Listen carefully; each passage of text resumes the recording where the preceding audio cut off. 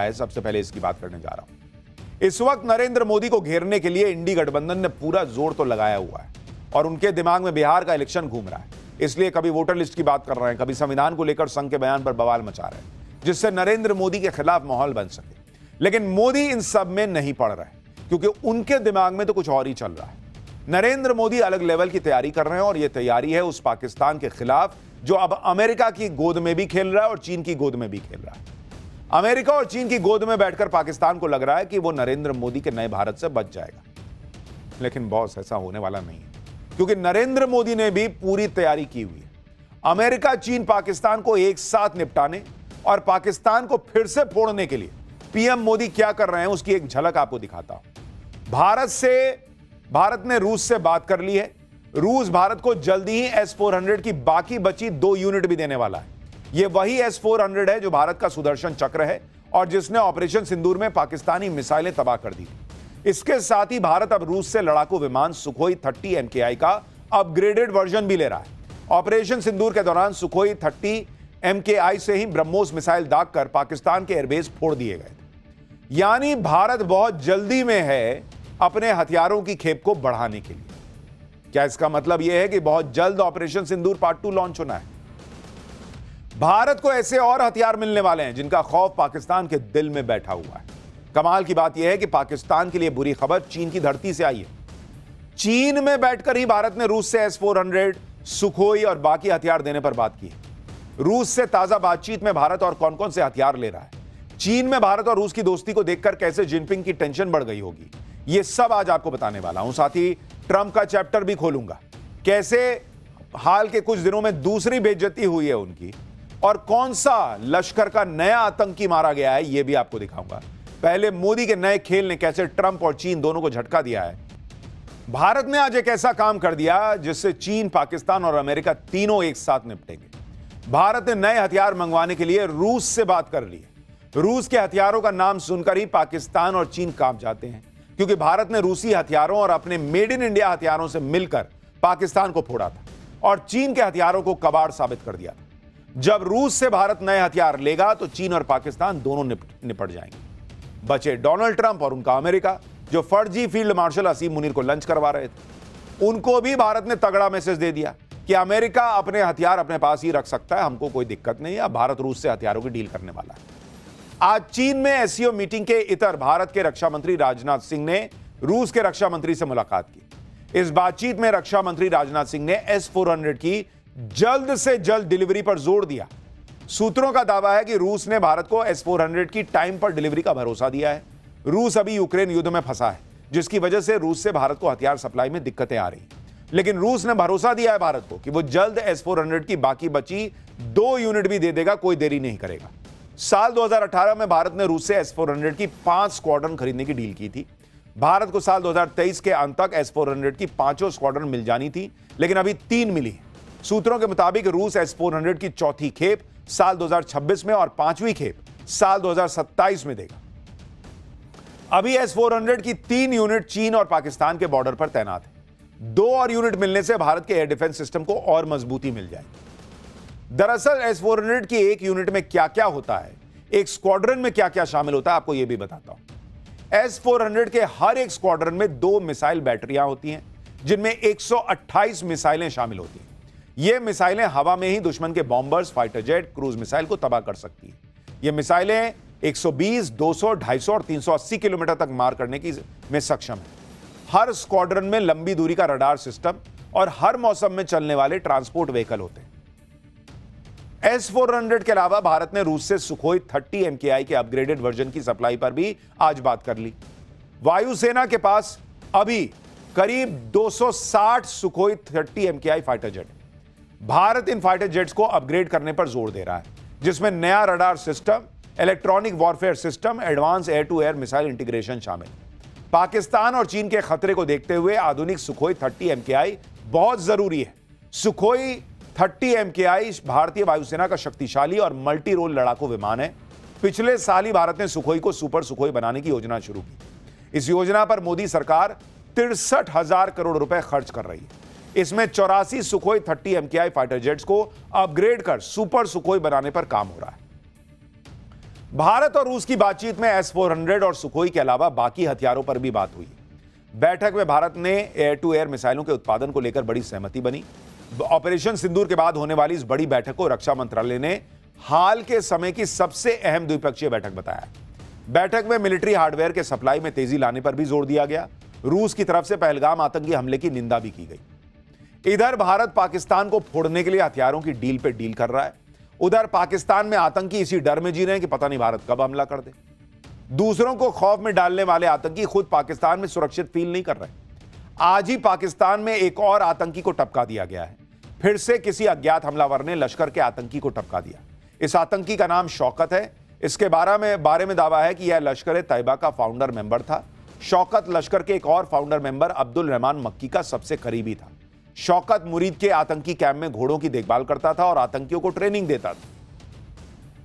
फिर से एक आतंकी को निपटाकर अब पाकिस्तान को कड़ा मैसेज दे दिया गया है, क्योंकि पाकिस्तान अमेरिका और चीन के दम पर फूलकर फिर से अपनी आतंकी फैक्ट्री को चलाने में जुटा हुआ है। पाकिस्तान को लगता है कि अमेरिका और चीन उसके साथ हैं और इसलिए उसका कोई कुछ बिगाड़ नहीं पाएगा। लेकिन पाकिस्तान को पता नहीं कि नरेंद्र मोदी की नजर इस वक्त पाकिस्तान पर ही है।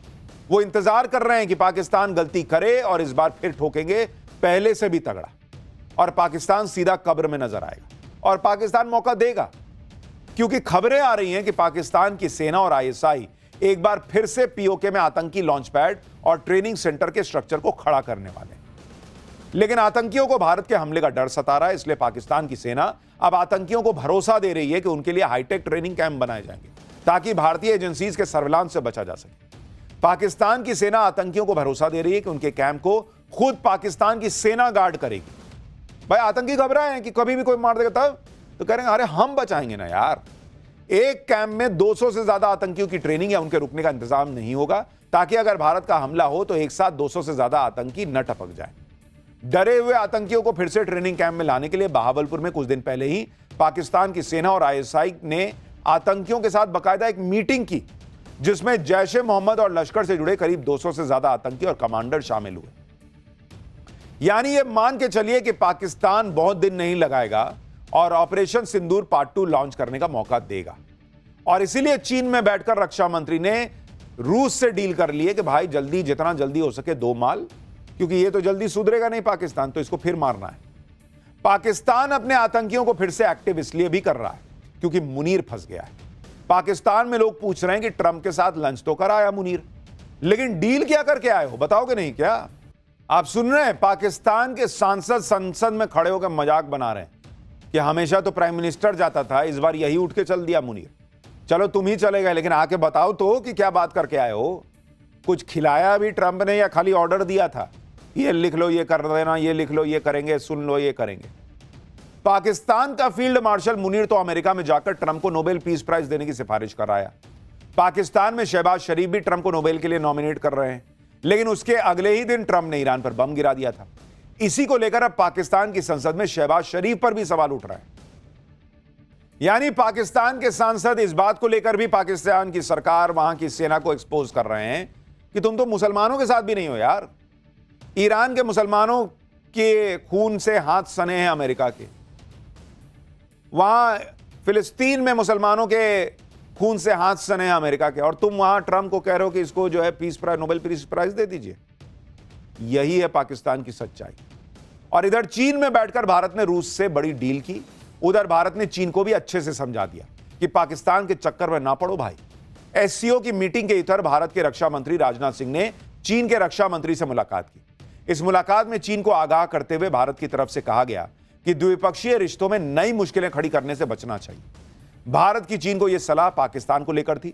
भारत ने चीन को समझा दिया कि कह देने से कोई अच्छा पड़ोसी नहीं होता, उसके लिए अच्छा माहौल भी बनाना पड़ता है। राजनाथ सिंह ने चीन के सामने ही पाकिस्तान के आतंकवाद का जिक्र किया, पहलगाम हमले का नाम लिया और चीन को बताया कि पाकिस्तान के जिस बर्बर हमले पर वो मुंह चुरा रहा है, उसमें निर्दोष लोगों की जान गई थी। राजनाथ सिंह ने चीन के रक्षा मंत्री को यह भी बता दिया कि कैसे भारत ने ऑपरेशन सिंदूर में पाकिस्तान के आतंकी ठिकानों को तबाह किया। यानी चीन के सामने ही भारत उसे पाकिस्तान की बर्बादी की कहानी सुना रहा था, और शायद चीन को थोड़ी अकल आए ये उम्मीद कर रहा था। भारत की तरफ से चीन को यह भी समझा दिया गया है कि इस सीमा विवाद में बेवजह न उलझे और ऐसे मसलों को तरीके से सुलझाए, और इसके लिए भारत की तरफ से स्टेप बाय स्टेप प्रक्रिया को अपनाने पर जोर दिया गया। पहले 2024 की डिसएंगेजमेंट प्रक्रिया का पूरी तरह से पालन किया जाना चाहिए। सीमा पर तनाव कम करने का प्रयास किया जाना चाहिए।